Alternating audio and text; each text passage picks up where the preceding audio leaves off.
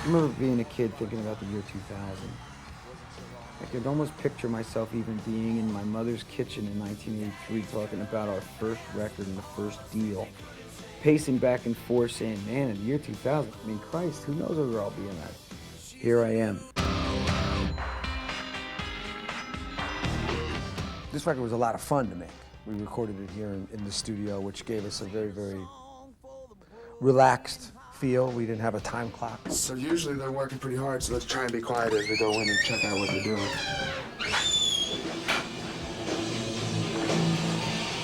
Yeah. You got the shoes and the stockings on? Yeah. All right, now get a mirror for me. And I want that microphone back here Friday. And I want it to be fixed and working good. That's right, I'll talk to you all about James. You never know what he's got in that bag, but damn it, it's a hit. It really made for a pleasurable experience. And a lot of our decision, even relating to the producer, was contingent on their recording here. So right now, I'm gonna beat Doug, the property manager. I'm gonna beat him in a dress.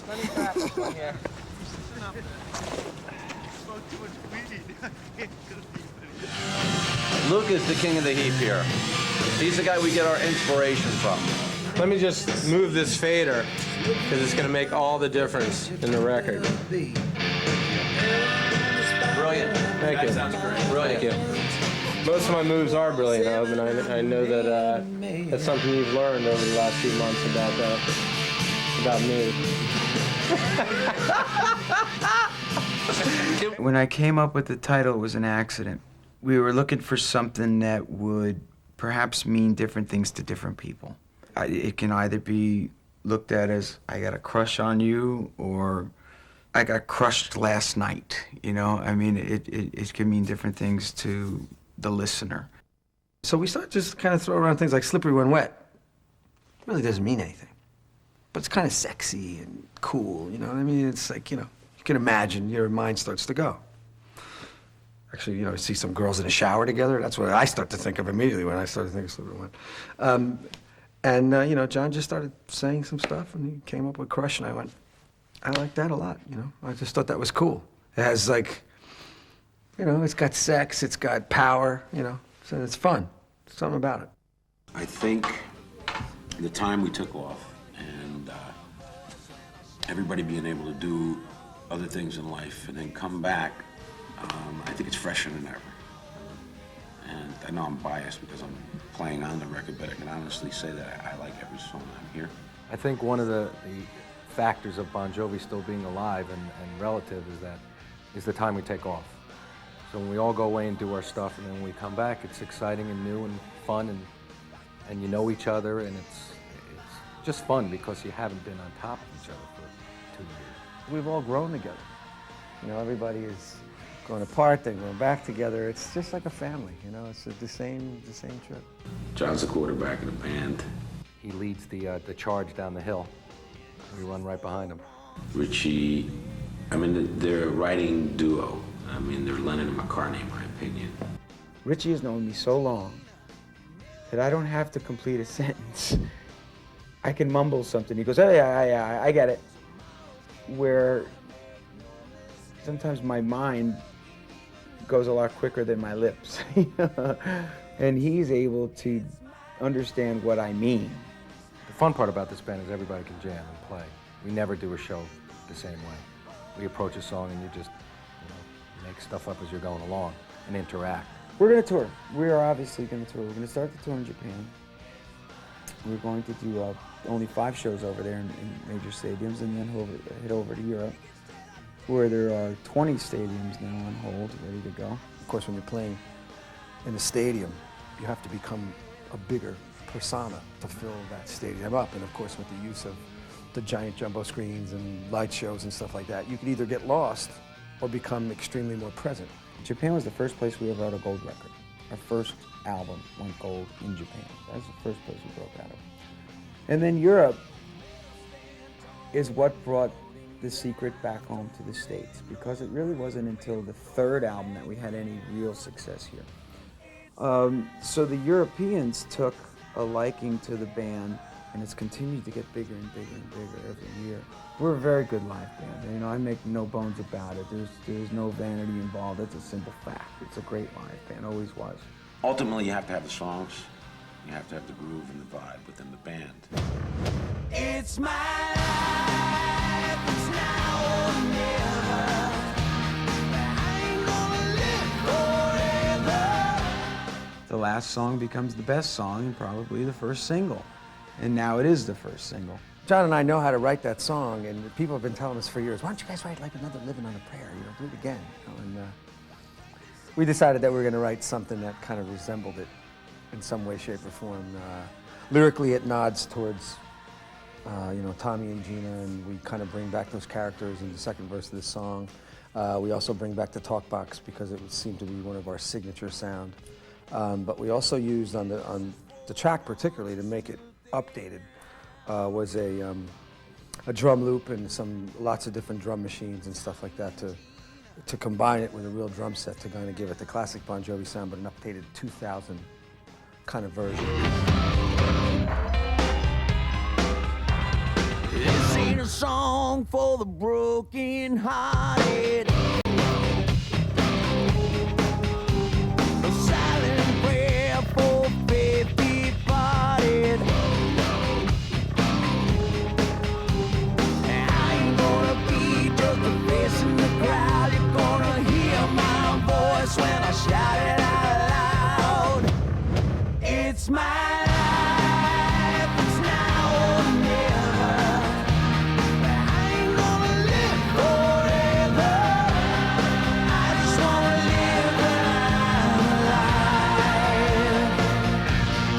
It's my life. My heart is like an open highway. Like Franklin said, I did it my way. I just wanna live when I'm alive. It's my life.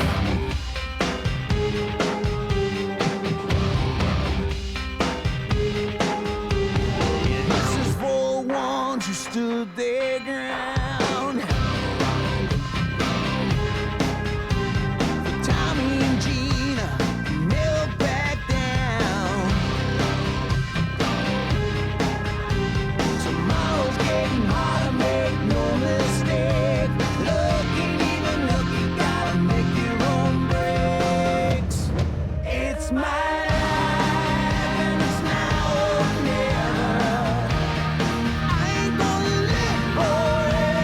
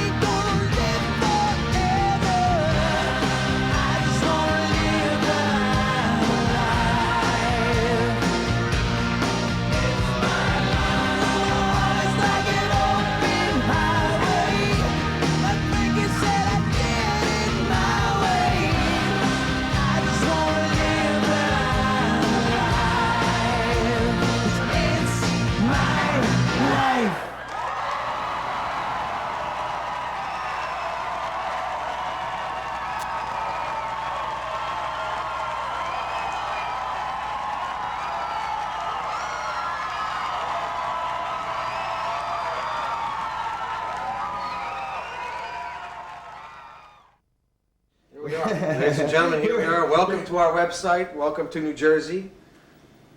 We're here at our at Bon Jovi Studios. What do we call this studio nowadays?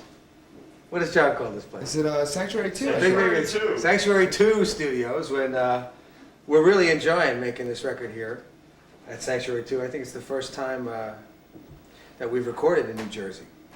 So we're really having a blast making this record. I think this is going to be a good one. It's going to be a good one. We're enjoying ourselves a lot. So this is the full time that you've done a full album here in Jersey, and this being a new studio, how's it working out? Well, that was the thing, you know. John built the studio, and I think when you build a studio, you never know how it's going to really turn out.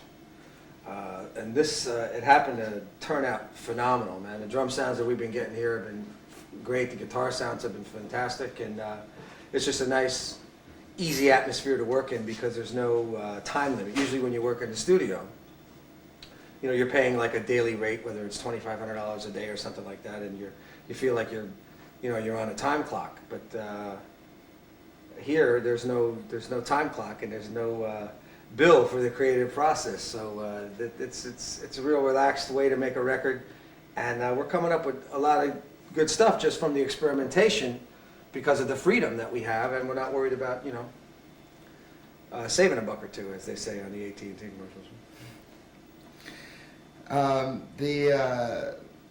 Now that you've sold your house in Jersey, That's right. you're living in New York now. Is that where? New York City. Yeah. So you're commuting down here. Yes, I've been reduced to a lowly commuter. Traveling from New York to New Jersey every day has been, you know, quite frankly, it's been a pain in the ass. Especially now too, when 1 million cars a day are coming in and out of New York City just to go shopping and or go to Rockefeller Center and see the tree and the Christmas shows and whatnot. It's become a real hassle to go back and forth. But I also have a room in here in John's chalet, which is you know, the Richie Sambora room, of course, which has been gracious enough to let me live in every once in a while when I don't feel like driving home. So, but this has been a great record to make, so I'm hoping it's going to be a great record for everybody to listen to. Usually that's the way it happens, you know. If you have fun making the record, usually people have fun listening to it. Has this record changed from the previous records? Are you going in a different direction now, or is this a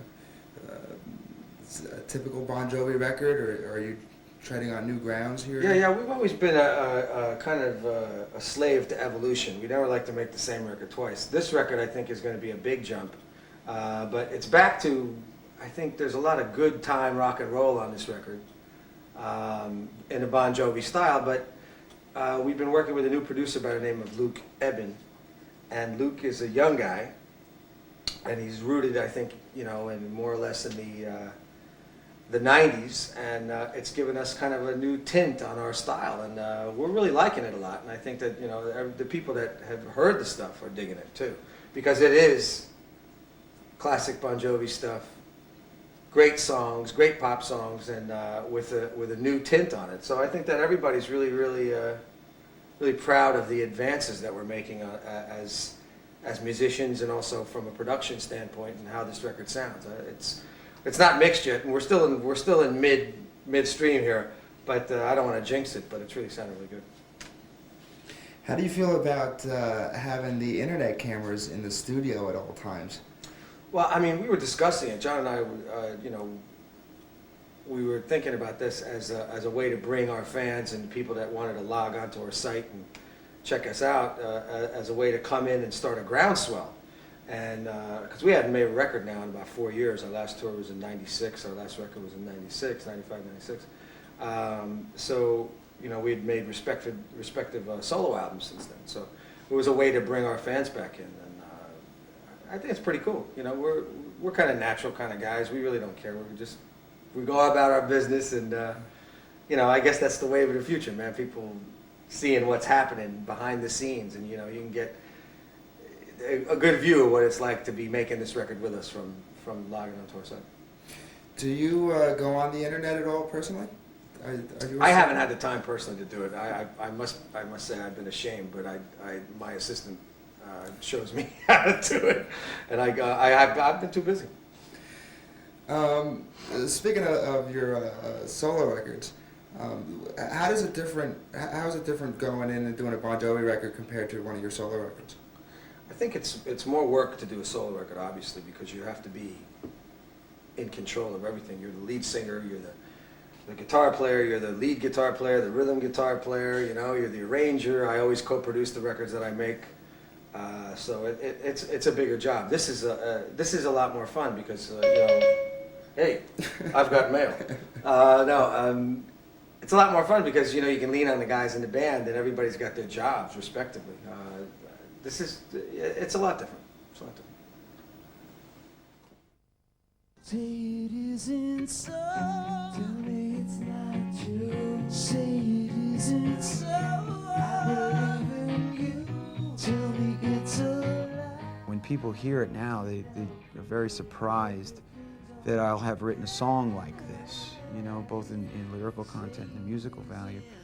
But it's different and, again, has I think, a rather positive chorus in that what it says lyrically is, you know, say it isn't so, tell me it's not true, because you still have to be able to dream. You know, you have to be able to believe in role models, heroes, or Santa Claus, you know? I mean, once you forget those dreams, it becomes a boring life. When you write songs, it's kind of like a blank palette, you know, especially the way John and I write and the way John and Billy probably wrote this was very, very simply.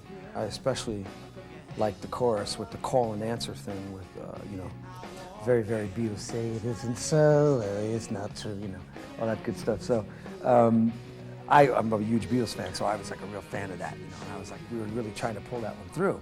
The same old sights in the same old town. Gonna take my car and drive out of this two-story town. Two-story town is metaphoric for small town, or there's two sides to the story. This had a great story to it, and it was very, very current. I'm sure that it's timeless, the story. That kind of story is a kind of a timeless thing. And at the end of it, it ends up being uplifting. Like, I'm going to get out, and I'm going to go out and do what I need to do to get out of it.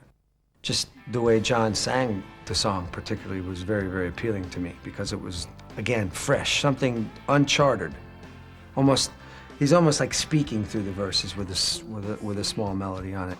I don't think we could have done it on the past records, but as John's maturing as a vocalist, I think that he's able to do different things, and I wanted to show that side of him and show the side of the band, you know, on a production standpoint. So that was a song that I particularly guided onto this record and made sure that it was going to get on because I had a passion for it. On the front door of the city hall, the subway line, got graffiti crawling off the wall. I could take a hit, but I ain't gonna take the fall.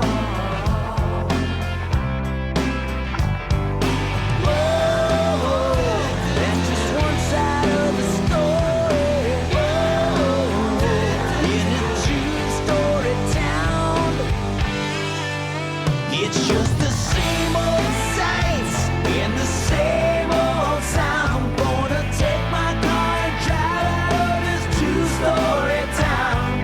The same old shit is going around. I'm rolling down, down, down, down, down in a two-story town.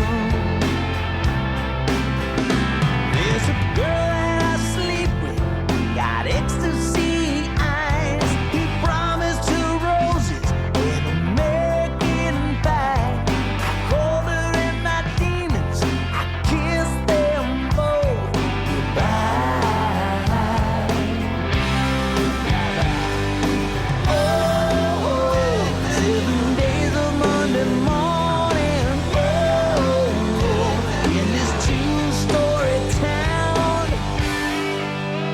It's just the same old sights in the same old towns. I'm gonna take my car and drive out of this two-story town. The same old shit is going around. I'm going down, down, down, down, down in a two-story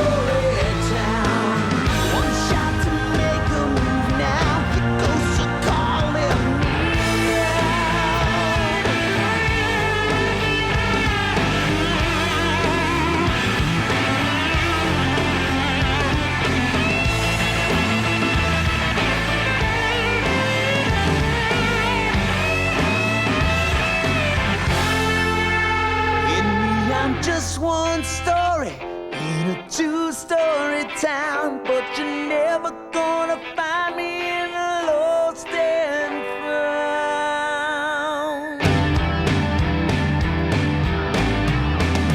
It's just the same old sights in the same old sounds. I'm gonna take my car and drive out of this two-story town. The same old shit is going around. I'm going down, down, down, down, down. It's just the same old sights and the same old sounds. I'm gonna take my horse and ride him up this merry-go-round. I won't give in and I won't back down. And going down, down, down, down, down. Never going down, down, down, down, down. I ain't going down, down, down, down, down. A two-story town. In this two-story town. Watch me.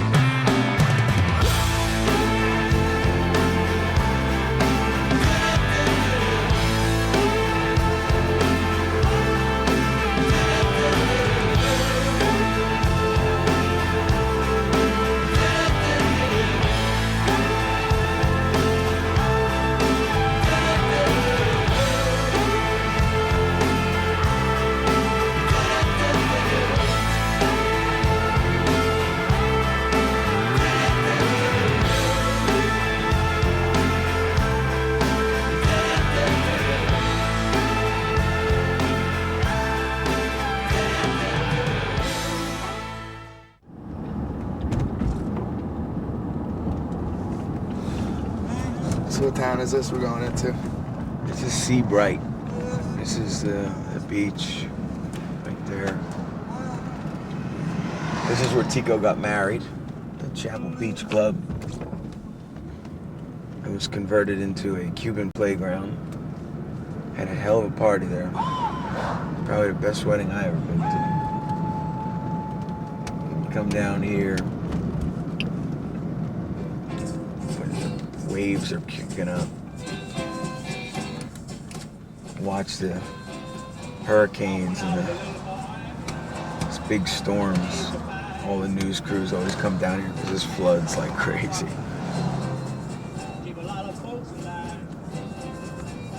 This is where Dave used to live here. I'll show you. He used to have a condo years and years ago. First house he ever bought.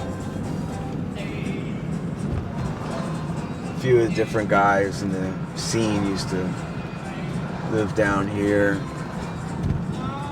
Clarence Clemens and Gary Talent from the E Street Band lived right here. These condos. This is all waterways, boats, and clubs. Come down here now, you see Bobby Bandiera playing these clubs. This is a place called the Trade Winds we're coming up to. I played here one time, I was about 16, 17. Terrible snowstorm. A Friday night, I was still in school. We were setting up the gear. There used to be racquetball courts in the back. Somebody we heard back there, smack, smack, smack. Thinking, who the hell is playing racquetball in a snowstorm? Went back there and it was Bruce, Gary Talent, just hanging out. This was a good 20 years ago. They came out, we all played for a while. They're probably the only ones in the club.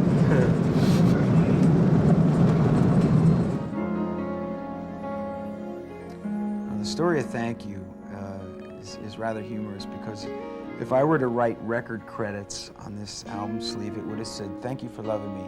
Thank you to Brad Pitt." You know? So that would have started 100 rumors. You know? But the truth is, I went to see the movie Meet Joe Black. And Brad is holding Claire Forlani in his arms at the end of the movie, and he says, "Thank you for loving me." And I went, "Gotta go."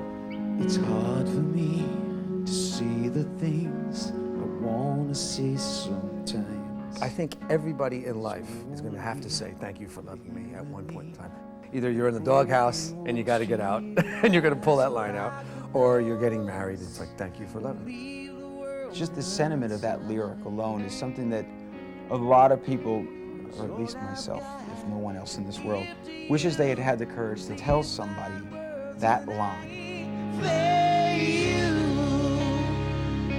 for loving me, for being my eyes when I couldn't see, for parting my lips.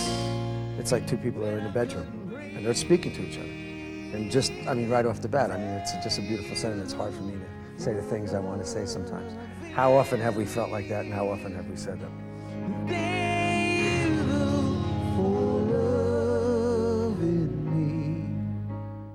The Japanese market called and asked, do we have a song that would fit this Kobe Relief Fund, that this thing called J-Friends, which is the boy bands of Japan, could record and had a lyrical message that, you know, that would support future generations even. And we said, oh, you know, as a matter of fact, we do. So we sent them the original demo. These guys recorded it, and it is sold somewhere close to, I don't know, 800, 900,000 singles already, and was our first Japanese #1 song on the domestic charts. In all the hits that we've had in Japan, it was the first domestic #1 single. Time ain't nothing but time. It's a verse with no rhyme. Man, it all comes down to you. And change ain't nothing but change. Just the faces and names. But you know we're gonna make it through. I believe when you don't believe in anything, I'm gonna hold you till your hurt is gone. Be the shoulder that you're leaning on. I'll be standing here for the next 100 years. If it all should end tonight, I know it was worth the fight. We'll be standing here for the next 100 years. I think that I'm losing my mind. It all comes back to you. And you know that it's true. After all we've been through, there's nothing that I wouldn't do. Stand by me, and I would gladly give up everything. I'm gonna hold you till your hurt is gone. Be the shoulder that you're leaning on. I'll be standing here for the next 100 years. If it all should end tonight, I'll know it was worth the fight. We'll be standing here for the next 100 years.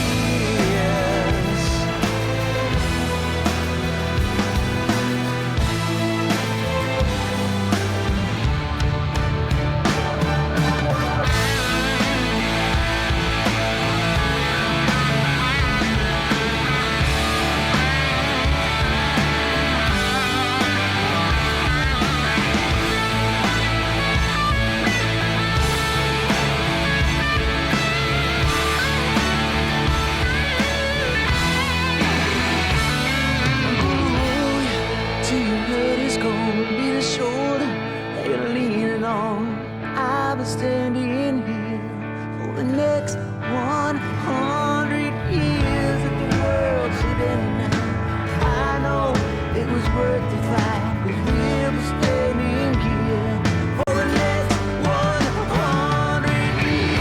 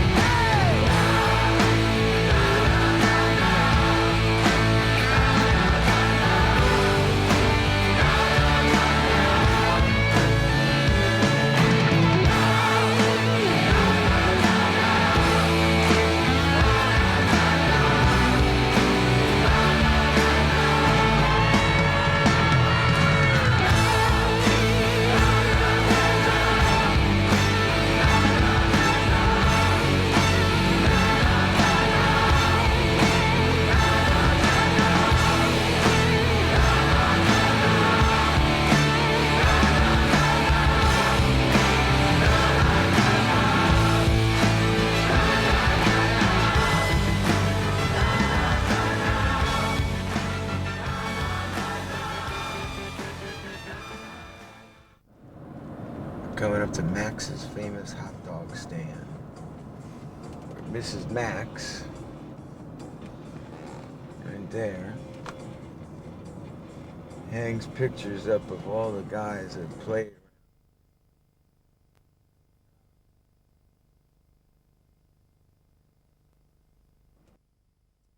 One year I went to California to Danny DeVito's birthday party.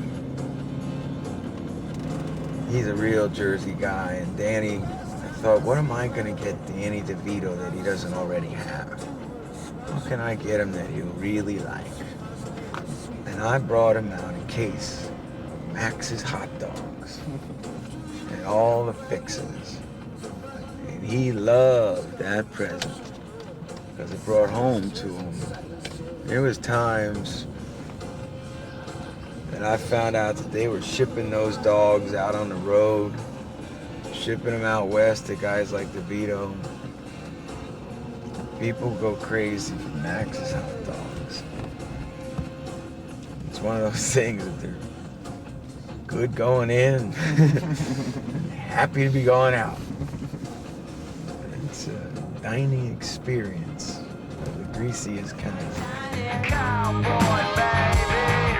West Coast chillin' with the blues. I wanna be a cowboy, baby. Riding at night 'cause I sleep all day. Cowboy, baby. I can smell the beat from a mile away.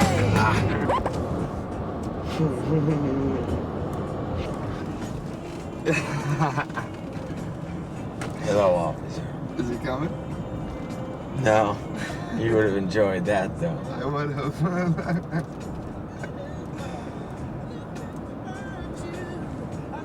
Yeah, he's in a good mood.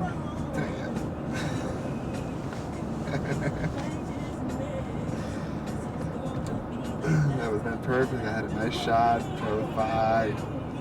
I got the cherries, everything. Well, ain't that too bad? As you're checking your rear view. Got away with that one.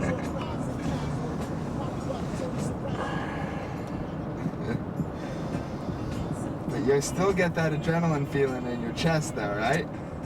Yeah. See? Even he gets it, folks. One time when I was a kid, I had a 1967 Mustang. It was all souped up, big mag wheels on the back that didn't even fit. Every time I hit a bump, I'd scrape the tires. We were on our way down just like this, but on the parkway to go to the fast lane, and I was playing. And it seemed like this car was racing with us. So I would throw it in the lower gear, chirp the wheels, blow by this guy. They'd blow by me, I'd back off.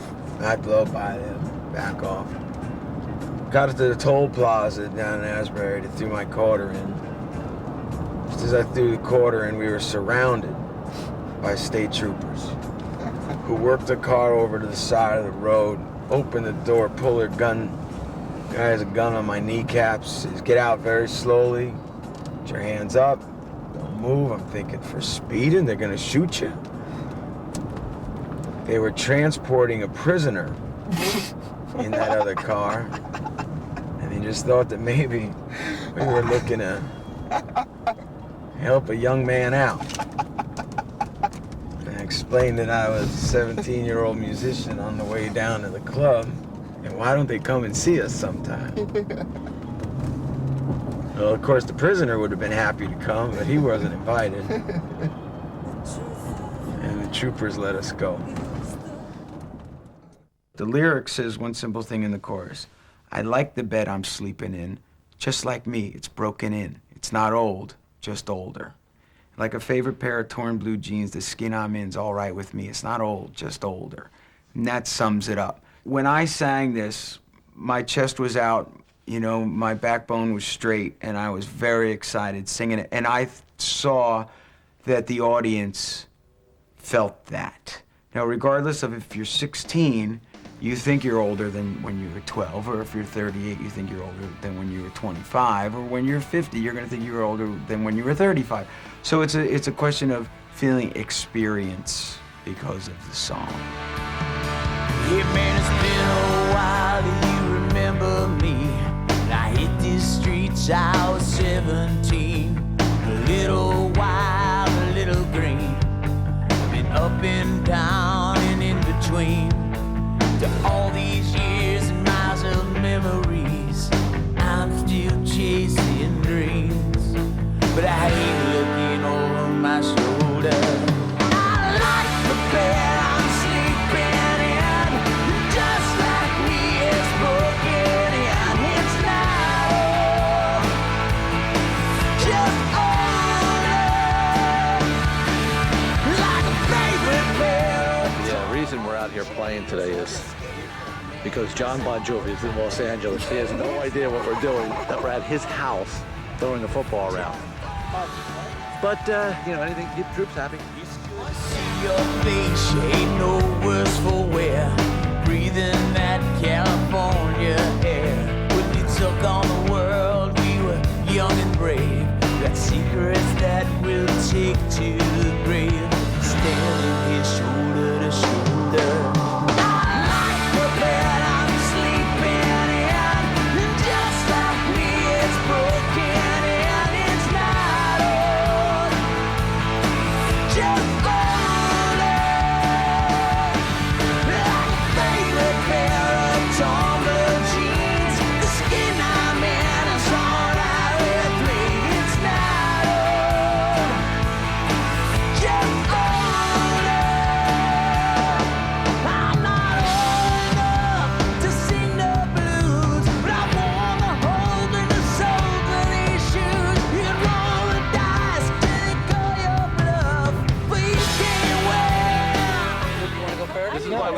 So the things you have to do to the producer is just unspeakable.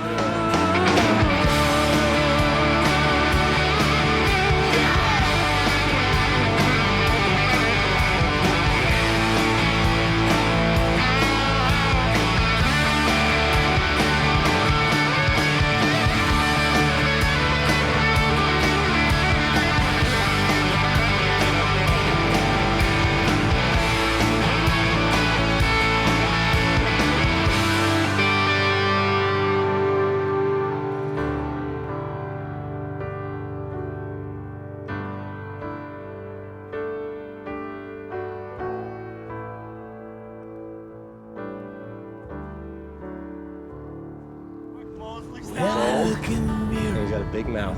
What I see is a few more lines staring back at me. Now the night has grown a little bit colder.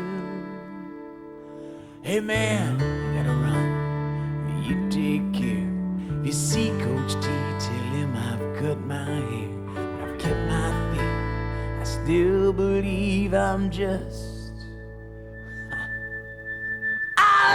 The bed I'm sleeping in, just like me, it's broken in. It's not old, just older, like a favorite pair of dark blue jeans. Skin I'm in's alright with me. It's not old, just older.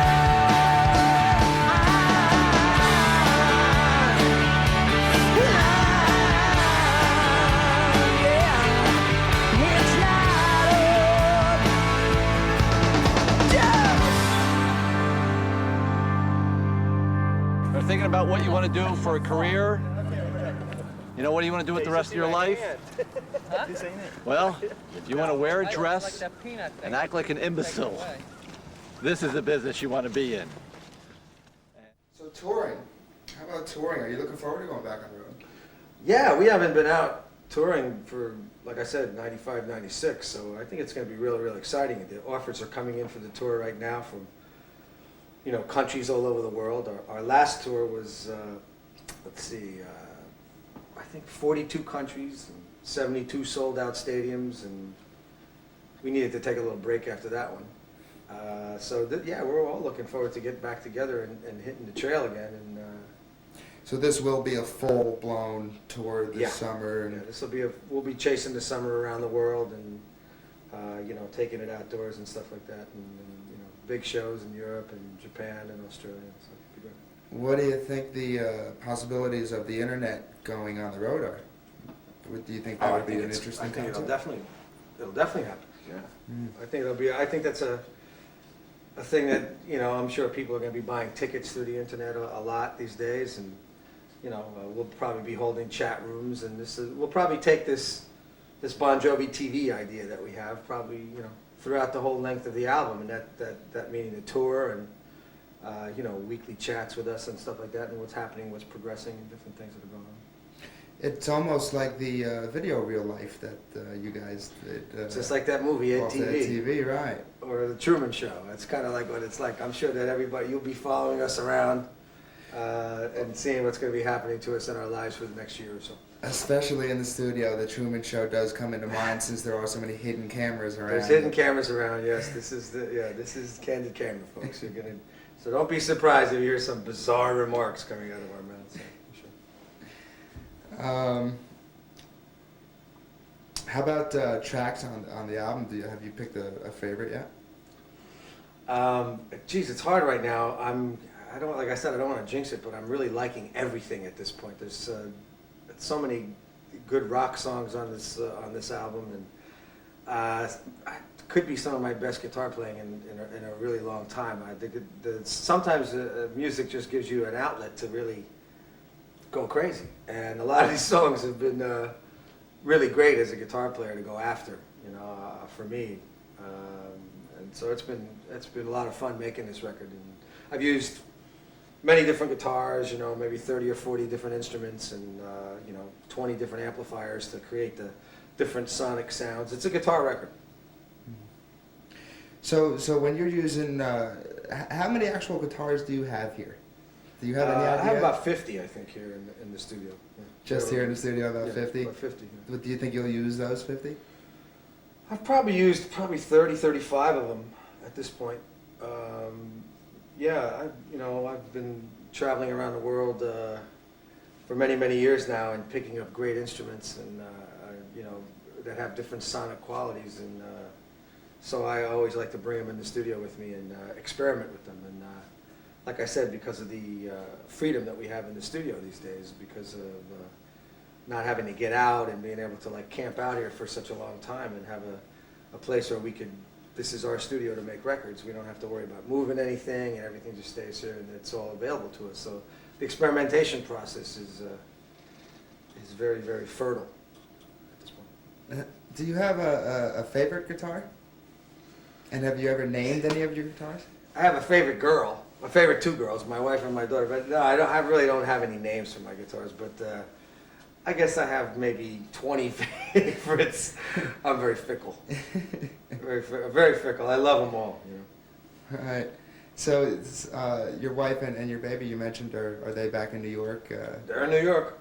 Yeah. In the lovely weather we're experiencing here in New Jersey at this point.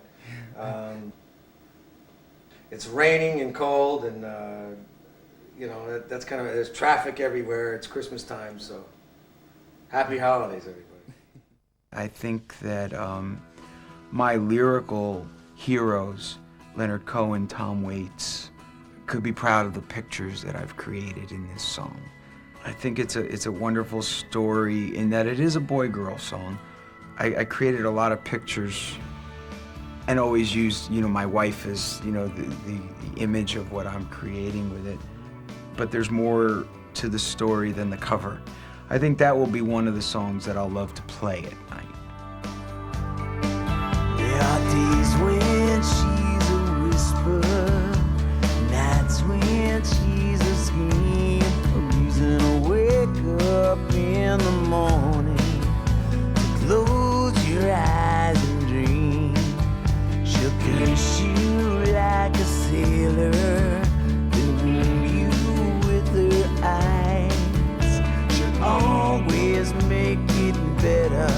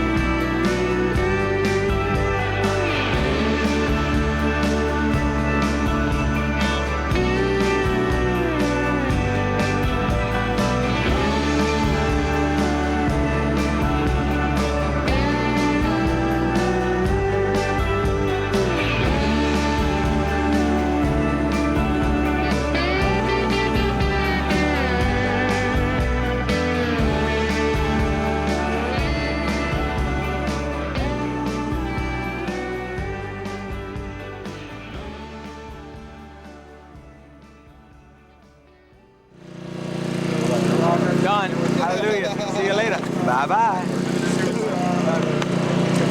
Thank you very much. Thank you, everybody. No mas. We're now crossing the last waterway into the ghost town known as Asbury Park. This was the place that was our stomping grounds. I used to play here and come here because it invited original music. And even prior to that, when I had cover bands, I was 16, 17, 18. This is where all my heroes played, and I wanted to come down here.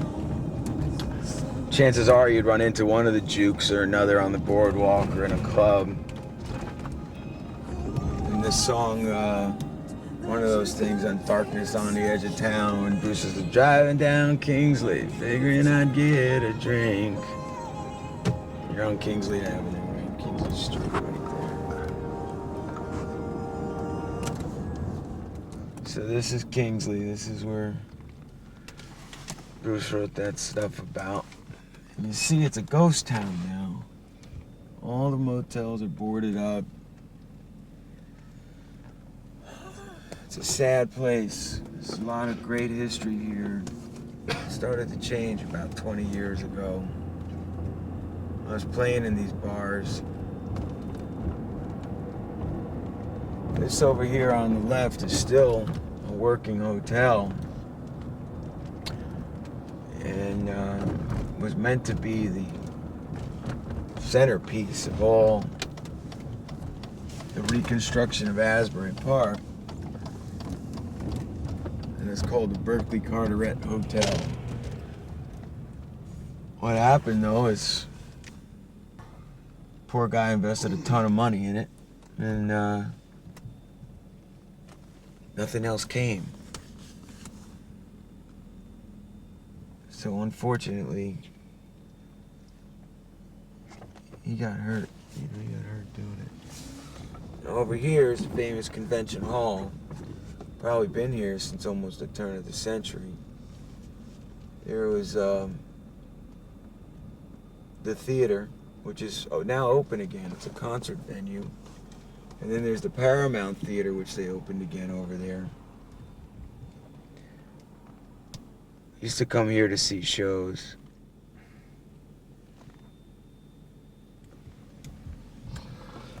So what kind of shows would you see here? I don't know, over the years I remember seeing Ian Hunter or the Jukes or Van Halen played in there at the beginning of their career. Ozzy played in there. It was like a 3,000 seat venue, and we were all playing to 150 people in the clubs. That was, a very working venue. It was a nice sized theater venue. But there was arcades in there and places to take the kids, and beachfront right here. We could pull in.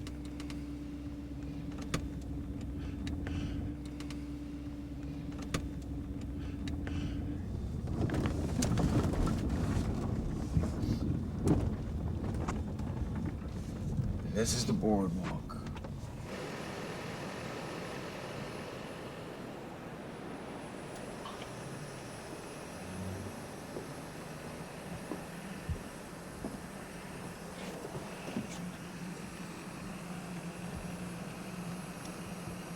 It's all boarded up now. Not much to it.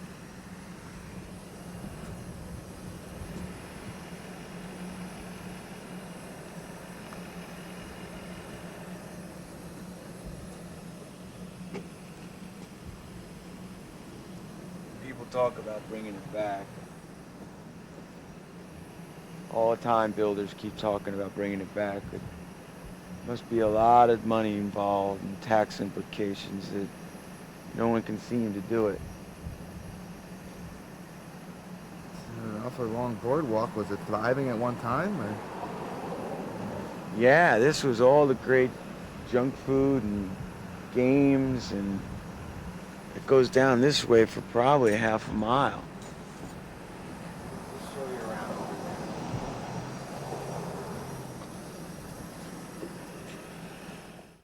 Jerry Bruckheimer sent me the script of Armageddon and asked me to write a song for that soundtrack and perhaps for the movie.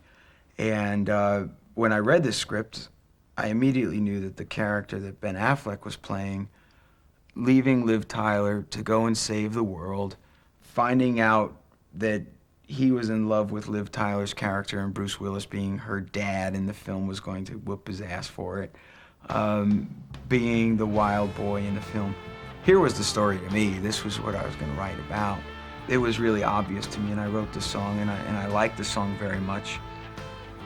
Put it away because I found out that they had their ballad, quote unquote, you know, with Aerosmith doing the song. So I honed the lyric to make it a little more personal, but the basis of it comes from the script of Armageddon. I never went to college. I don't have a degree. But say I went to night school. I learned all I know on the streets. I wasn't born a rich man, no. I ain't got no pedigree. The sweat on this old collar, that's my PhD. It comes down to this: I wouldn't exist without you. It ain't worth the grind. I'd fight for one kiss on a night like this. You make me feel I could fly.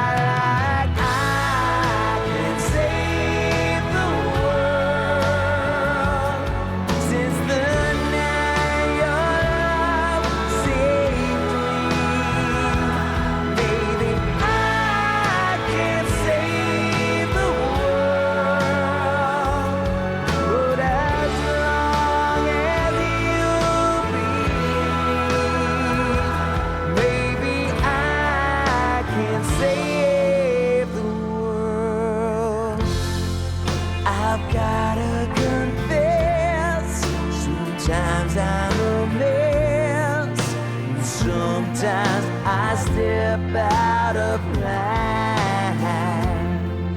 Like this old tattoo, I ain't shiny or new. With you by my side, nothing matters. I can save the world since the night your love saved me. Maybe I can save the world, but as long as you breathe,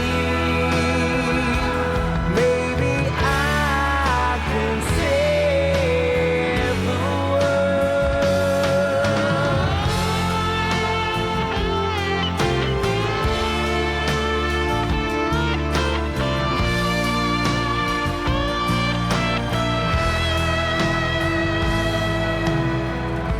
Now they can say it's blind love, but it's a fool who don't believe that I fly all the way to the moon just to walk it down your street. I can save the world since the night your love saved me. Maybe I can save the world, but as long as you breathe, our love is even stronger.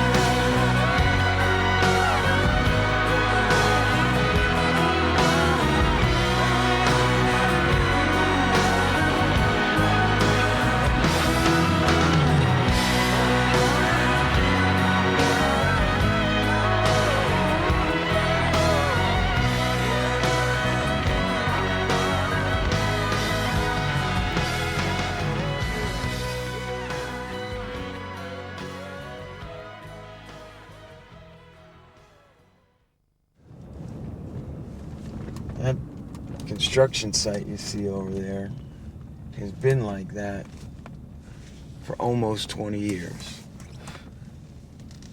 Someone started to build it, and it went bust. And no one could ever finish it. And it sat like that forever and ever. And ever since the stop of the building of that is pretty much the decline of the entire town. Well, for me, I mean, look at that. It's still a pretty building.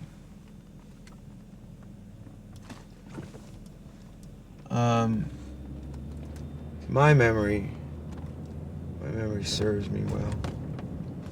I'll show you we're right around the corner from the fast lane now. 4th and Kingsley. And there was a little hotel called the Jefferson Hotel. It's no longer here. There it is, the famous fast lane.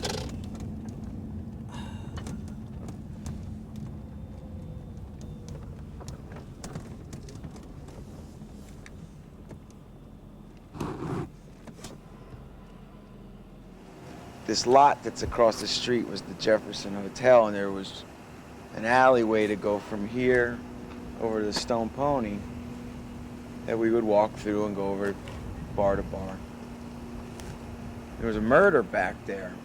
It seemed to me that just changed the whole landscape of this town. All that fun and innocence seemed to have been lost. Things started to change shortly thereafter. But this club has gone through a lot of transformation over the years. I don't know if and when it's ever opened. But 20 years ago, the rest used to rehearse in that basement. And the expressway, back in the Atlantic City Expressway days, I remember Dave sitting down there doing homework. And we'd be in school, you know, and he'd be driving his old man's van with all the gear in it, sitting down there doing his homework. And this alleyway back here was the access to the dressing rooms, all the way down the end. A lot of people played this club, from U2, Hall & Oates, Benatar, Elvis Costello, Greg Kinn, Bruce, the Jukes, us, anyone, the Eurythmics, anyone who was making a record. This was a major stop on a early career tour. The Fast Lane was really hopping. And this, the Baronet here next door, was a porno theater. So between sets, we'd go slip into the projection booth and watch the porno movie. Or go over to the bowling alley here if you could scrounge up the block, buy yourself a grilled cheese sandwich or something. And there was a doorway that went between the office of the club here and the bowling alley, so you didn't have to even go outside.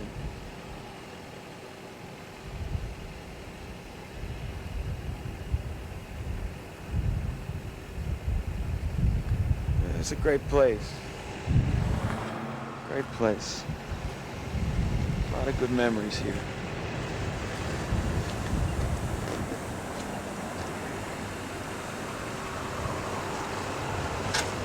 That's a lot of how Jefferson was. It was a flop house. Pretty beat up by the time I was down here. These high rises didn't exist. There were little kind of motels like this. People would come down with the families for the weekends. There was another club down here on the corner. There's the shell of it still because it burned down. You get a real close up because I don't want to walk down there. That's Madame Marie's. Bruce made famous in another one of those lyrics. The cops finally busted Madame Marie, telling fortunes better than they do. get their fortune told. I didn't. You'd come and see me at that club. It would cost $2 to see us and another band. And you got a free drink for the $2 admission. A bargain. And Timmy got you the original stamp. Yeah, Timmy Holland got me the original hand stamp and one of the tickets that they were selling in some local Jersey museum store. And that was a real nice memento to have. See, these were all little bed and breakfast kind of strip motels. It's a sin. Richie came over to Rome while I was shooting U-571 to write. So we got together there, and I says, you know, I've got a strange one here, and it's called Captain Crash and the Beauty Queen from Mars. And I said, let's think of this guy. And he said, yeah. And I said, think of this guy. And he goes, I get it. And I said, now let's make him more Ziggy Stardust, you know, and have this fictional story of these two screw-ups who think that they are on the cover of Time, Newsweek, and Rolling Stone all in the same week. And really, they can't get out of their own way. But they're endearing characters, so they're completely been fictionalized, mind you, but also somebody that you would like to be.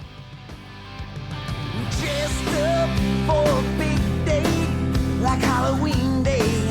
But it was 4th of July now. A car crash with a suitcase and a painted face. She was one of a kind. She wears a plastic crown like Cinderella and roller skates in bed. He rides the Greyhound from his hometown when he comes around. 'Cause they don't let him drive now. Mixed up as a milkshake, but make no mistake, Crash is looking like a star. You and me, we're invincible. Together we can be oh so tragical. Whatever, dress up just like Ziggy, but he couldn't play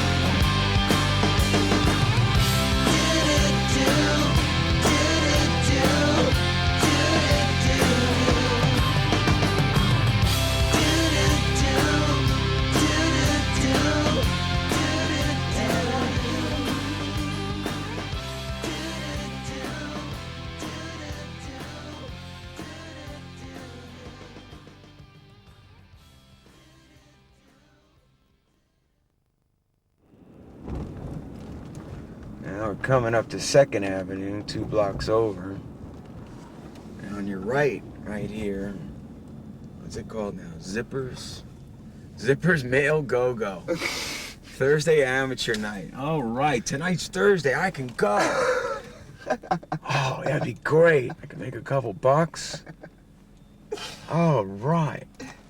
Yeah, I'd love to see what the women look like in there. Oof. Hey, Mama, I don't think there's women in there. But that used to be a club. It was called Xanadu in the early 80s. It was post the heyday of the Fast Lane and really the next generation from the Stone Pony. Because while both of those clubs really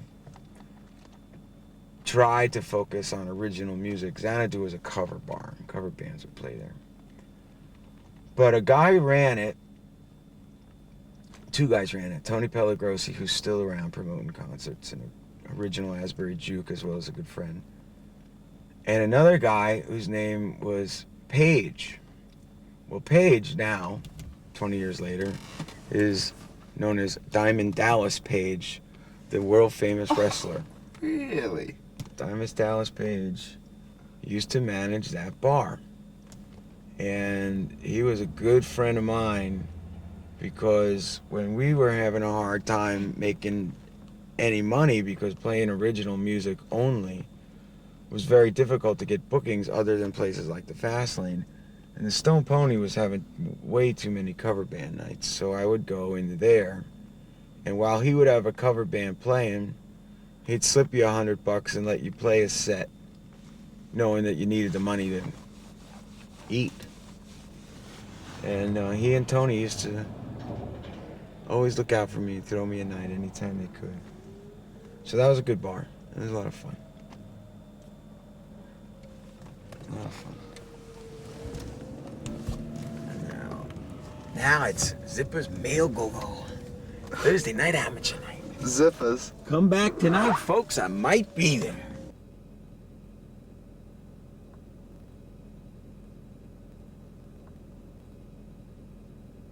Now you're coming up to... Look at this. These places are just... What a shame, huh? Look at that. Looks like Beirut. I mean, this is like really wrong. Really wrong. Really wrong. And over here on the right is the famous Stone Pony with the Rest in Peace sign on it. The Stone Pony finally closed down a couple years ago. They tried about anything they could, from dancing to originals to concert venue by buying what was called Mrs. J's hot dog stand next door and opening it up, getting all of us back here to play.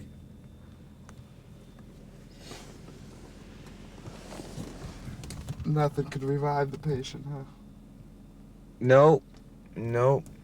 But there was a lot of great memories in there as well. Just a shame, you know, that somehow the whole town just laid down and died. Corruption and bad investment.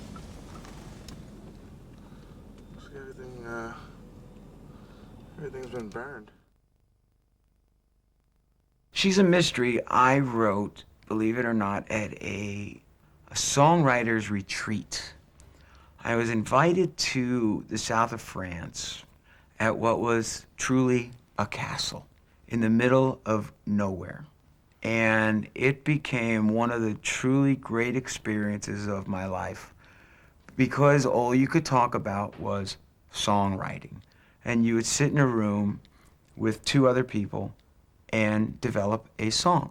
Not for you, not for them, for the wind, just to see what would happen. And you were forced to demo that song that day. So it was almost like a test. Could you or could you not? Got up really early at dawn, picked up my guitar, started playing, came up with this progression, and then that title, and started writing it. So when I walked in there that day, We knocked it out in 10 minutes. Well, the song turned out so well that it has actually made the band record, which is not like us to do anything like this. She won't let me buy her jewelry.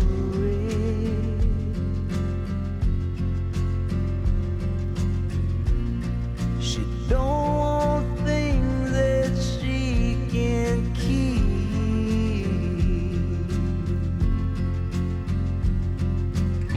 She wears white flowers in her hair and throws them to the sea.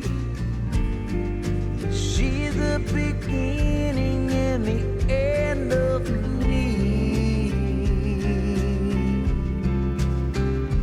But she's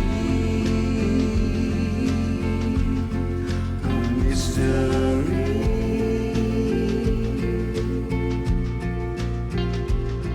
My most beautiful regret, I will never understand her. She's a mystery.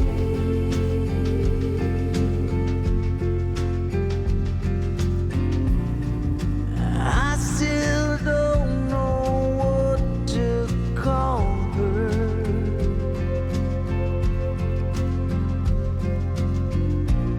She says that words don't mean a thing.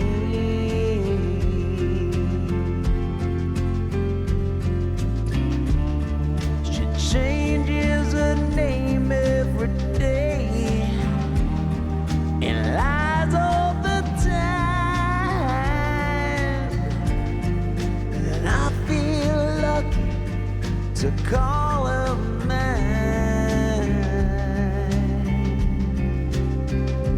But she's a mystery.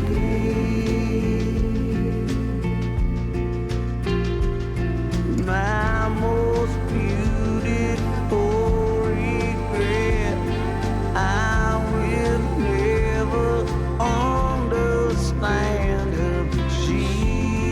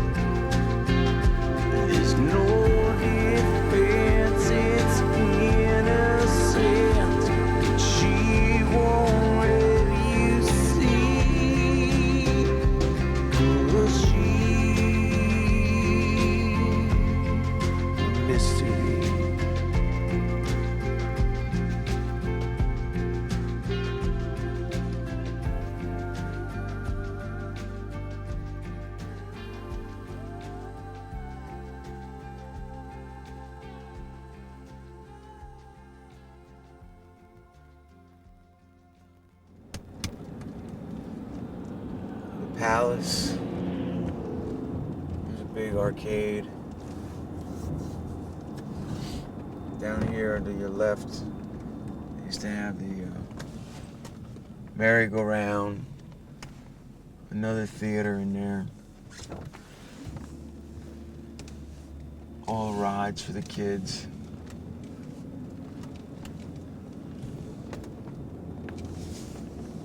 But it's all gone.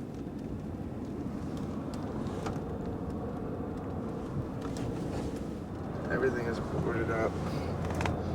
Hard to believe that this is just a couple minutes from where we live now. Hard to believe. Up here, down on Main Street in Asbury, there's an old building that I think is even still used as a rehearsal hall. It was cheap. It was a way for guys to have a place to go and work on material. But we rehearsed in here, and God, I think all the way up through Slippery When Wet, we could still come down here and book one of the rooms. And yeah, if I'm not mistaken, we even took some pictures in there just for a little old record called Slippery.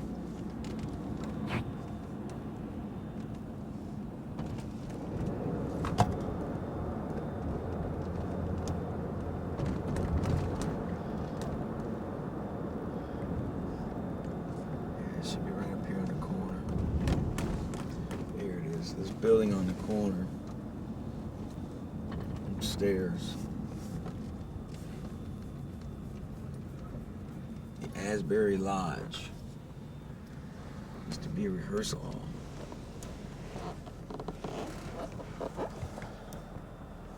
That was a door to it.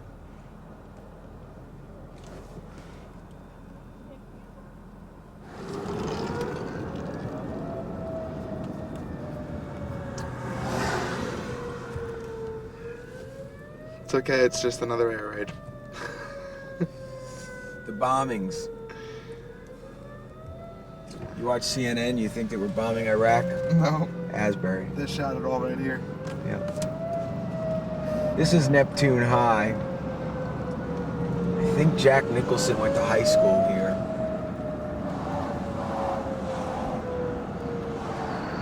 It's all boarded up. Looks like everything else is, Danny DeVito's from here. Jack Nicholson's from here. Southside from down here. Ocean Grove.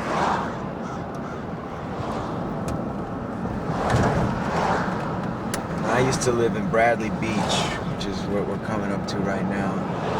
I'll show you guys where the driveway, which is the inner sleeve of the Slippery album. Found a bunch of girls on the beach that day and told them, come on over, we're taking some pictures. You're in them. That album cover was supposed to be a girl in a shower. And it was before there was fax machines. So he sent us a Xerox copy in the mail. It was black and white. I didn't like the way the picture was cropped, but it was okay. When we got back to New York from Vancouver, the album cover was pink. And I asked the art director, why did you make the album cover pink? And he says it matched her fingernail polish. We burned the album covers. He got fired. Little light in the loafers, was he? Excitable young man, I guess. Bradley Beach was a good place to live. I lived here for a couple of years.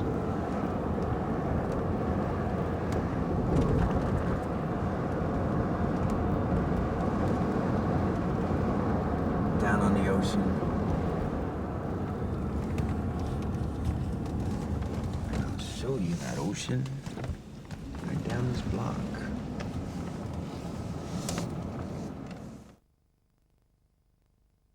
you initially hear this song and good or bad, you know, or indifferent, you go, well, John Bon Jovi got the girl, isn't that great? But what you find out in the last lyric of the song is that she'll always be a 5-year-old princess to me, and it's about my daughter. And I've never written a song about my kids before, nor have I ever wanted to. I don't know what influenced it, other than I just spit it out one day, and I was really fond of the lyric, and it's a rock song, it's very up-tempo, with the surprise as being the last line. But, you know, like every dad that has a daughter, especially as his first child, you know, you think, what have I done? This is my penance for the rest of my life. You know,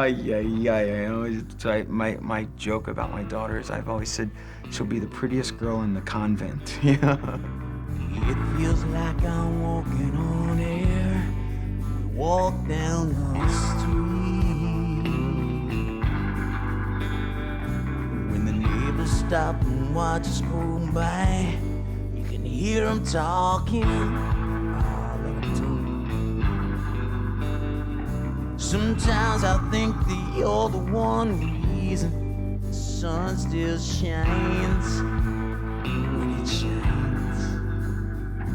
When this wicked world starts bringing me down, I tell myself that I'm one lucky guy. I got the girl holding all the cards. I got the girl. She's worth the art. I got the girl who's gonna break my heart. She likes to wear her stripes with her plaids, won't brush her hair, I swear. She don't like wearing shoes in December, but I don't care what she wears. I got the girl holding all the cards. I got the girl. She's worth the art. I got the girl who's gonna break my heart. If I was a holy man, I'd get down on my knees so the angels that watch over her could give a break to me. Holy Mother of St. Bubblegum, Sister Band-Aid knees, won't you please pray for the ones like me? Yeah.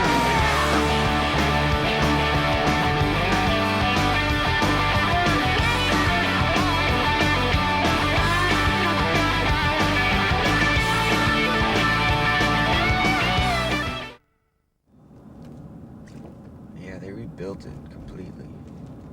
But this was the driveway, folks, that we did. The Slippery album cover. It's completely rebuilt now. But this was my first apartment. Right here in the corner. On the second floor. It was the first apartment I ever lived in. It was a flea bag. But it was mine. It was my flea bag. I liked it. Sand in the sheets. Rented everything because we didn't have anything. But it was right across the street from the ocean. And this was all open. Those plants weren't here. So we parked the cars on the edge. Right about here. We had the ocean in the background. This was my driveway. Oceanfront view. Probably about $200 a month.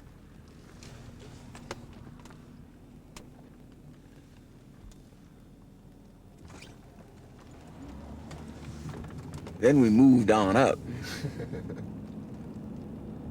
And I used to live, after that, right here on this downstairs corner apartment. That was our kitchen, living room area. Wrote some songs. In fact, 18 in Life was written in this sliding glass door 18 in Life was written right there. And Rachel and Snake came down and played me the idea for their song. And that was my apartment. I lived there for about a year. Not that I was ever there because we were on the road. That was my second apartment. Big move. Big move. Whole block. Yeah. Didn't have any furniture either, so you see, we just pack up That's our nice. clothes. So that was Bradley Beach. It's a cool little town. Yeah, I think it's a little nicer than Asbury. Safer. Just one town over, you see the difference. Amazing. On either side. Either side. The old team of Richie and myself and Desmond Child, we wrote this song together, at least the first verse and part of the chorus.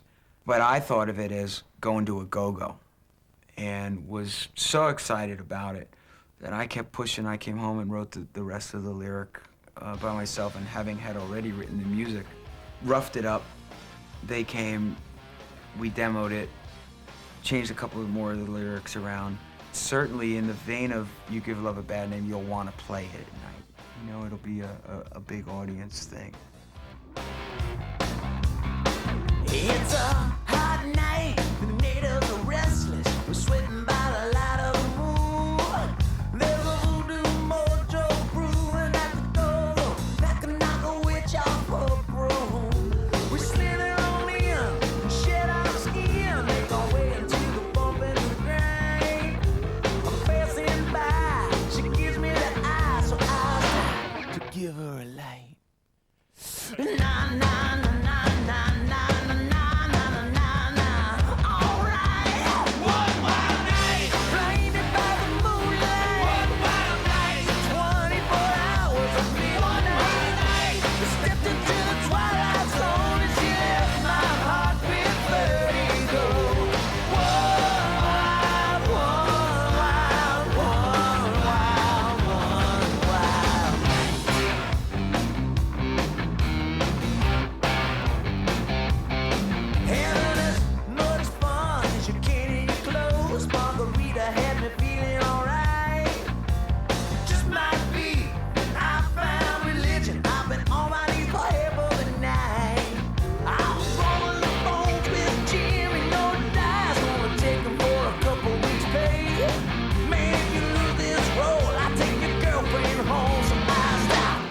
Gonna believe it comes walking out. One wild night, blinded by the moonlight. One wild night, 24 hours of midnight. I stepped into the twilight zone and she left my heart with vertigo. One wild night, c'est la vie. One wild night, welcome to the party.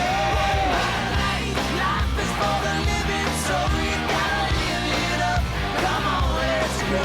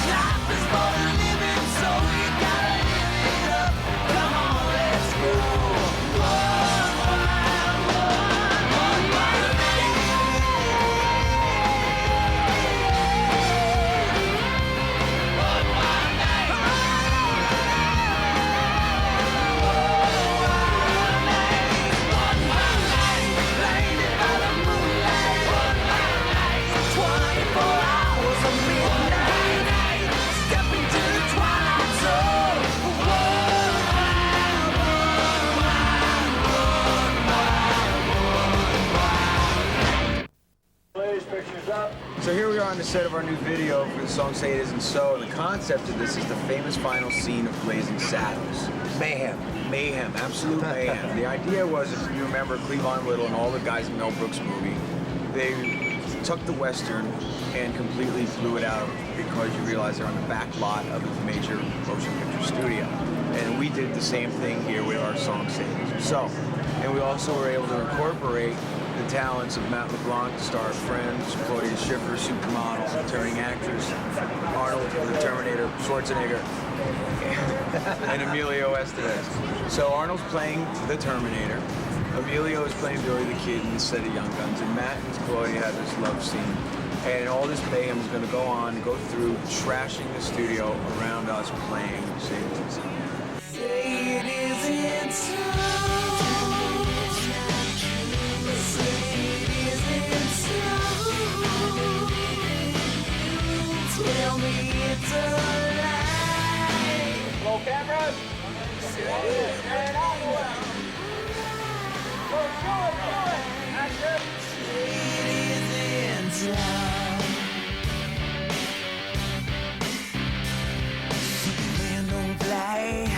They did it all with strings. Elvis Presley died. They deep fried the king. Like some tacky, cheesy, bathing beauty, dancing on the beach in a bad mood. Billy the Kid is back. It isn't so. Say it isn't so. Tell me it's a lie. Say everything's alright.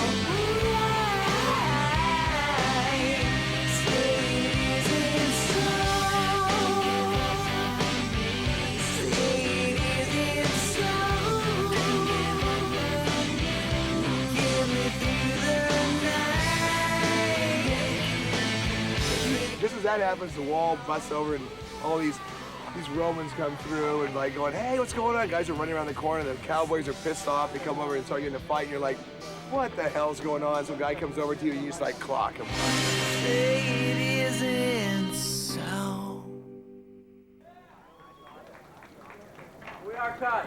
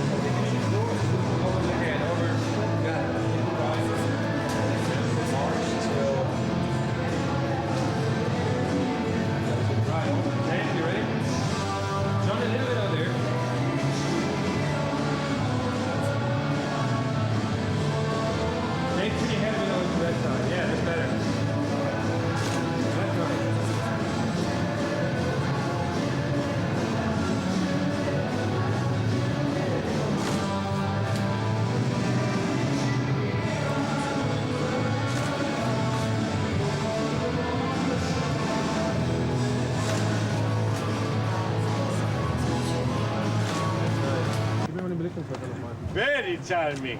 Don't pee on me, Johnny. You look colorful. Yeah. It's quite nice. Yeah. Don't you piss on me. Müsst ihr mal ein bisschen? Ein bisschen. Just a little. Soll ich mal hier zu machen, dass du schreibst? Okay. All right, let's go. Aufhellen oder nicht? Nee, wir machen das gleich, so wie es jetzt ist. Chico, can you just look down here, just like that? Der Schrift von Joe? Yeah. John, can you tighten your tie a bit? Straighten your tie. That's quite nice. We don't got Sven. Hey David, you just turn. Yeah, lean your head on that. That is nice. If you that is nice. If your head just like falls down below. All right.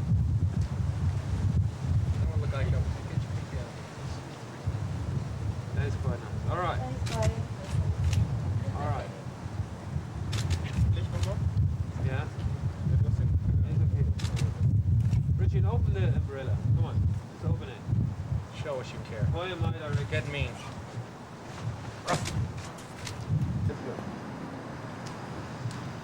Beautiful line.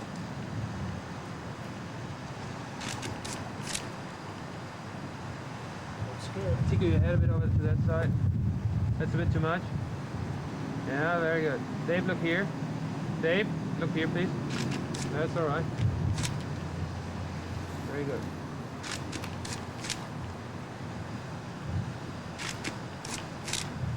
All right. John, your head a bit higher. Yeah, can you look over there, John? Yeah, that's nice.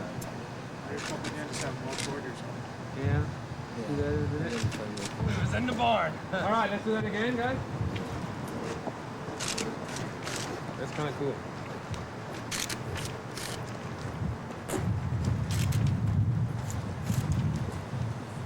Yeah.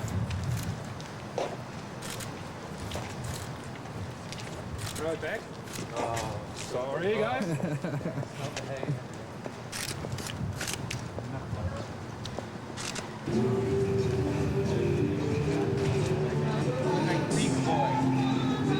Bumping that shit up, my brother.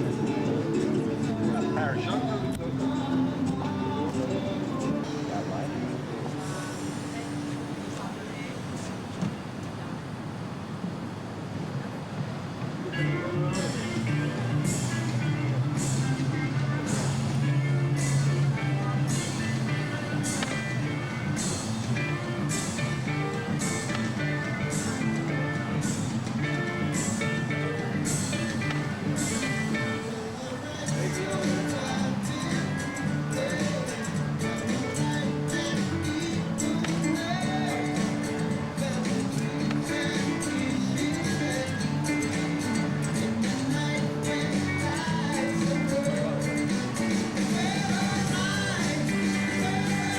Put you up on the roof.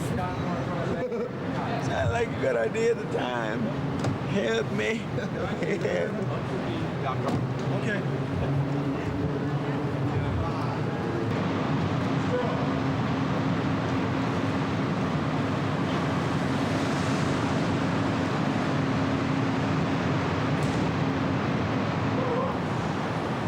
Hey Sally, at this angle, Chico has this kind of thing going on.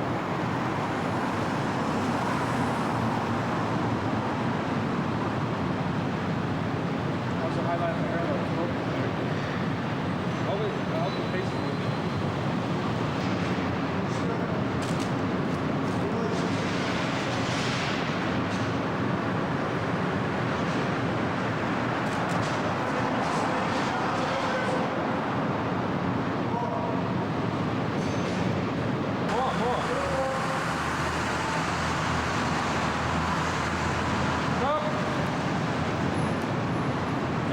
Yeah, no.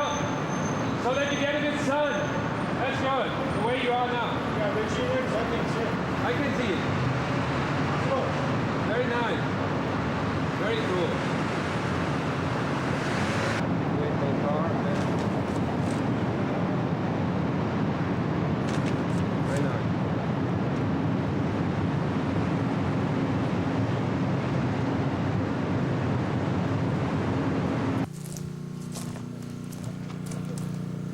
Dave, look over there. Yeah, right, that's nice. That's cool.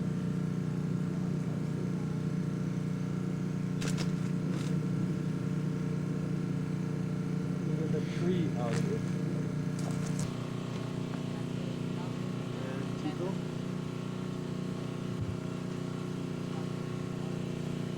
Good morning.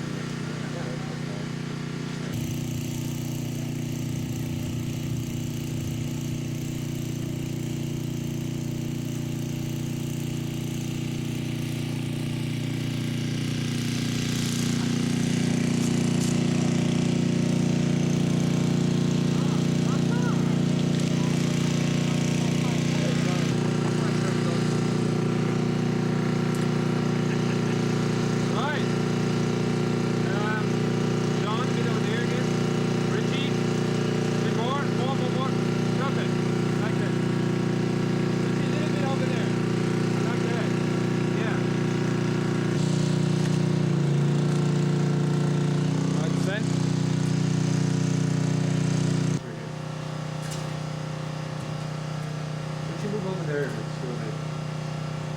like a spread one leg is up. Yeah.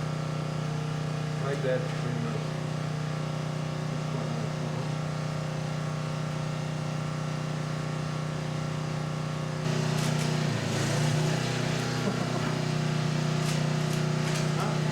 Okay, let's wait for that.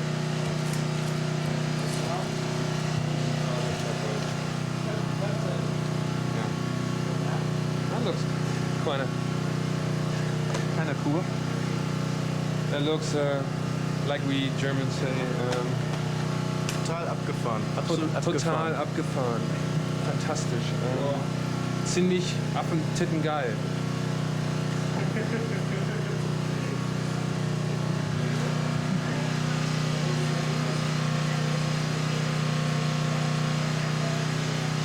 Oh, right, I told him, we're gonna do Dave.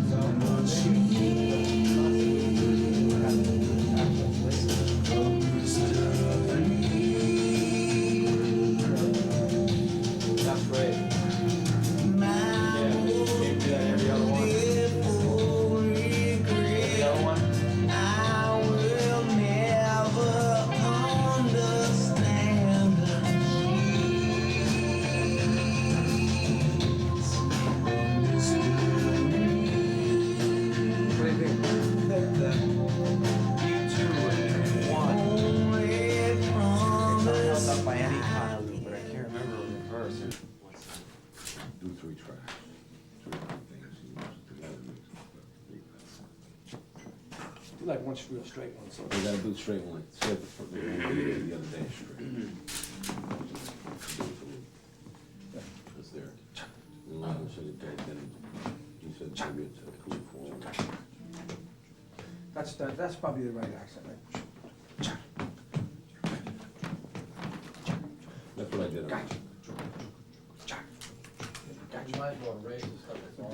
That's simple. That should be the first one. What are you gonna do with your life, son? I'm going to make you. Bend, don't break, baby, don't back down. Yeah, yeah, yeah. It's my life and it's now or never. I ain't gonna live forever. I'm just gonna live when I'm alive.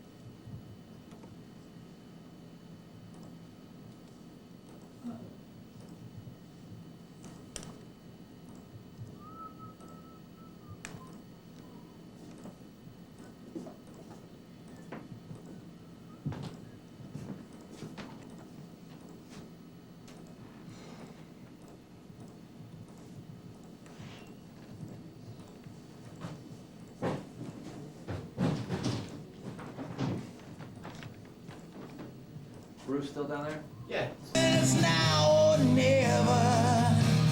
I ain't gonna live forever. I'm just gonna live while I'm alive.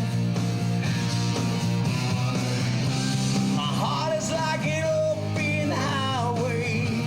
Like Frankie said, I did it my way. And I'm just gonna live while I'm alive. 'Cause it's my life.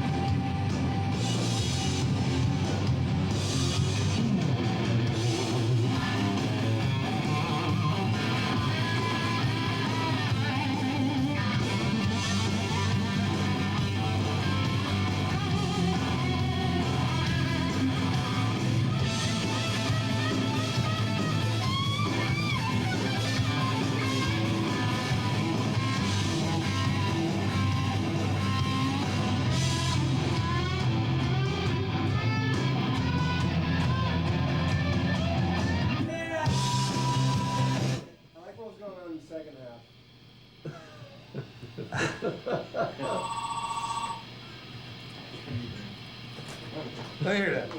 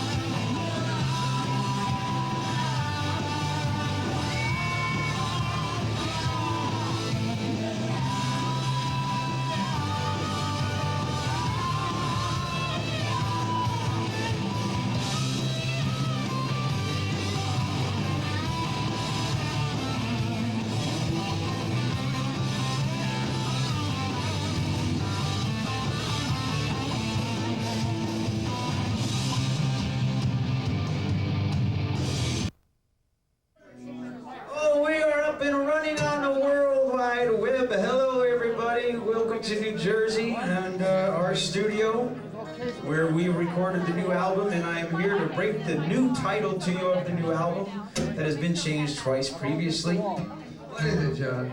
I'm not telling you yet. So we're gonna play some old stuff and some new stuff. We're gonna get some questions on the camera of the folks that are here from all around the globe. And we're looking forward to hearing your reaction on the web shortly thereafter. So strap in, folks, we're going around.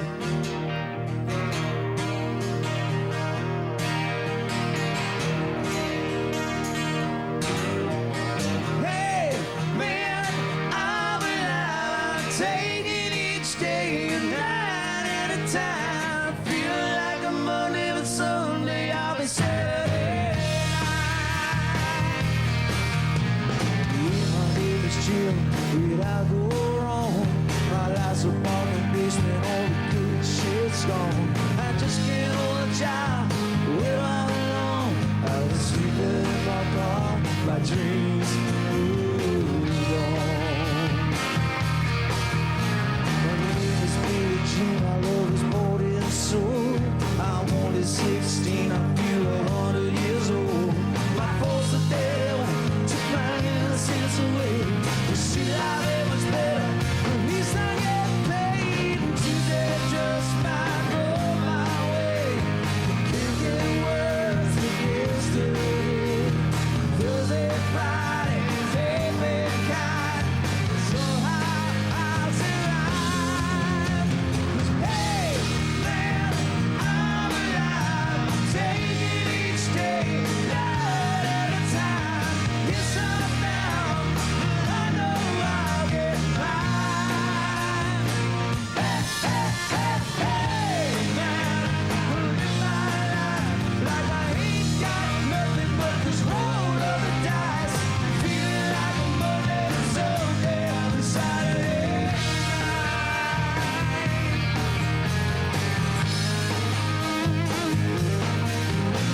But I can't say my name or tell you where I am. Wanna blow myself away, don't know if I can. I wish that I could be in some other time and place, with someone else's soul, with someone else's place. Tuesday just might go my way. Can't get worse than yesterday. Thursday and Fridays, they've been kind. Somehow I say,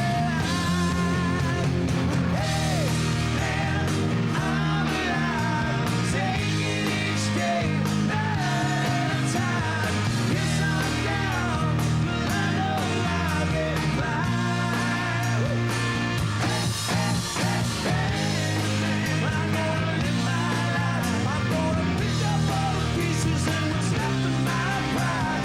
Feeling like a Monday, but someday I'll be Saturday night. That's alright.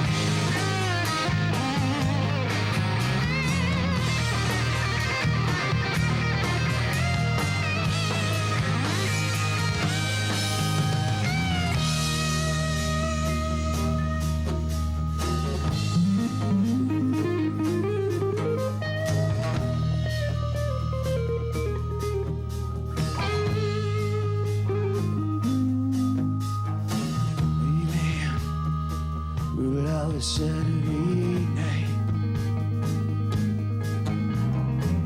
It might fit in, but I'll get it right. Don't wanna be a Monday, 'cause they're so blue. Yeah, the Tuesdays and Wednesdays are lost. They remind me of the days that I was with you. Now Thursdays come, and Friday's on my mind. 'Cause I know one more day, Saturday, will be alright. Come on!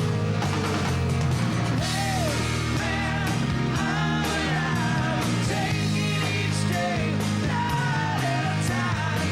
Yes, I'm down, but I know I'll get by. Hey, hey, hey, hey, man, I live my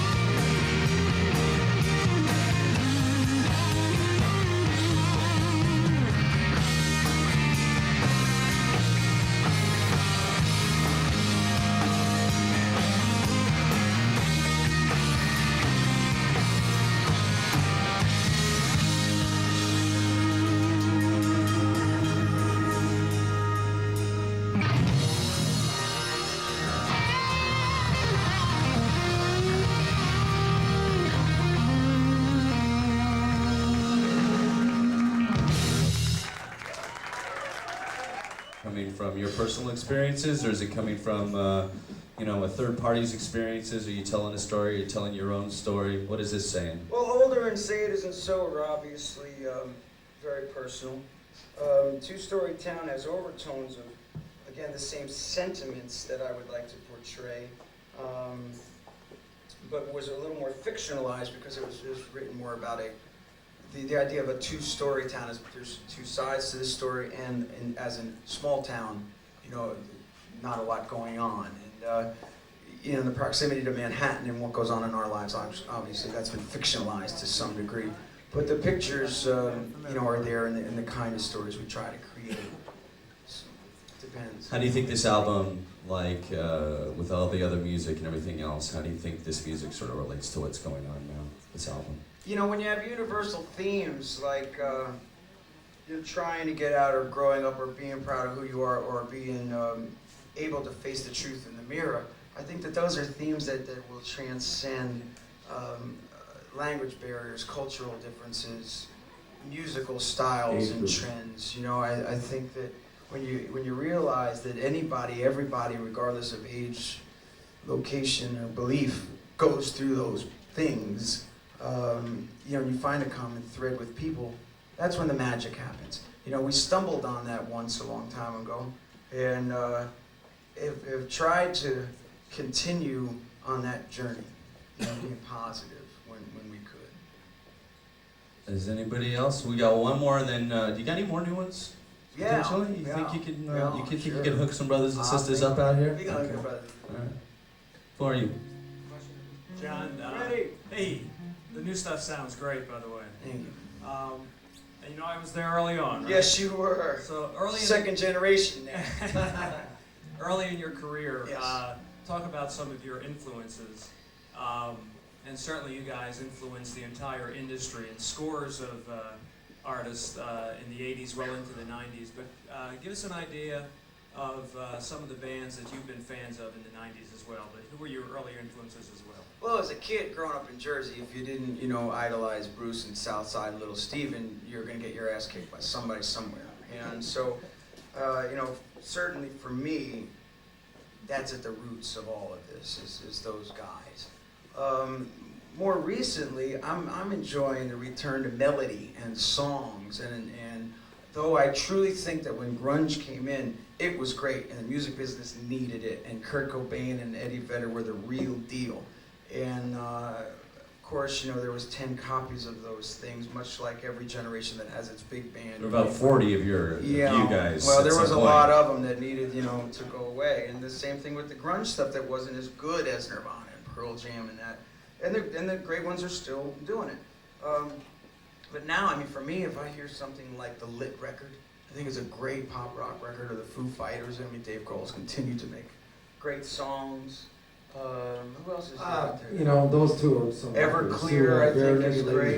Bare Really Naked Ladies record was it's a great. musical record.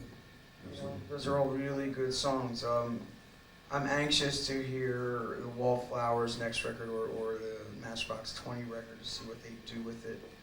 You know, but there's a return to songs again, too, which is very exciting. Seems like every there's always a reaction against what came before it. So now we're in this time period, which is perhaps a good thing. Well, yeah, this in terms of rock, I think it is a good thing. In terms of the disposable stuff that all, you know, the 1910 Fruit Gum Company's back too. You know, we've got to find a happy medium there, because unfortunately I can't tell the difference of one of these guys dancing to the other one, to the little girls dancing to the other ones, and it's a little, you know, man-made for me, but you know, the world needs the 1910 Fruit Gum Company too. So let's get back to something you guys are already familiar with, and then we'll get down to having a few cocktails. I'll leave us out there. Are you ready?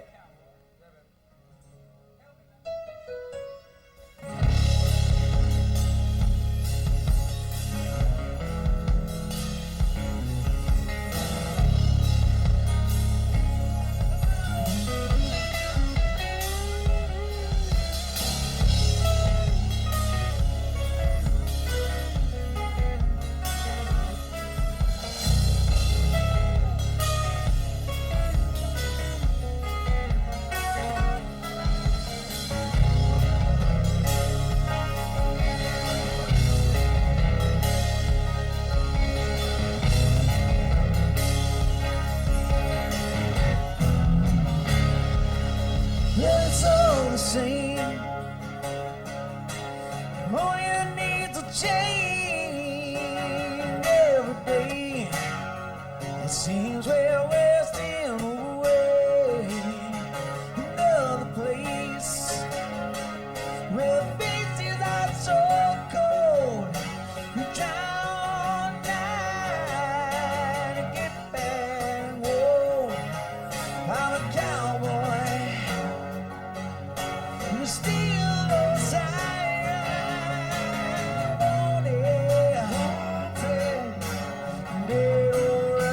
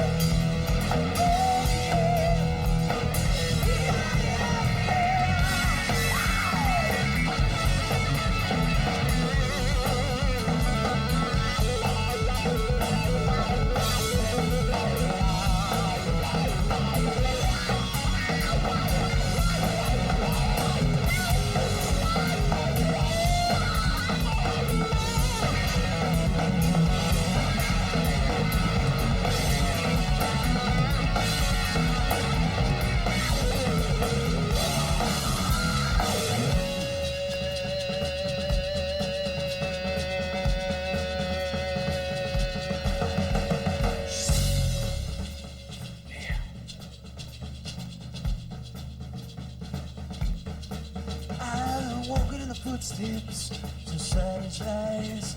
I don't like what I see no more. I wish that I went blind. Sometimes I wait forever, standing in the rain. Some Lord sees me crying, but I wash away this pain. For the Father, this thing I know I can't erase. Every time I fall from grace, it's hard when the world's in my face. So hold on, try to hold on.